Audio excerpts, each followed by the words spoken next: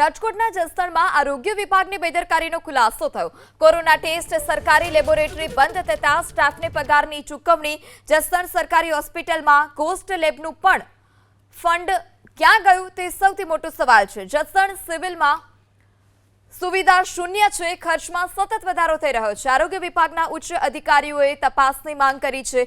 પૂર્વ કોંગ્રેસ અગ્રણી અને આરટીઆઈ એક્ટિવિસ્ટ મેહુલ સંઘવીની આરટીઆઈમાં ખુલાસો। રાજ્યની અન્ય હોસ્પિટલોમાં આવી સ્થિતિ છે કે કેમ તે અંગે પણ ખુલાસો માંગ્યો છે।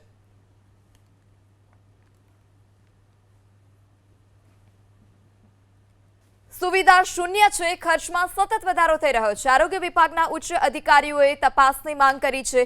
પૂર્વ કોંગ્રેસ અગ્રણી અને આરટીઆઈ એક્ટિવિસ્ટ મેહુલ સંઘવીની આરટીઆઈમાં ખુલાસો।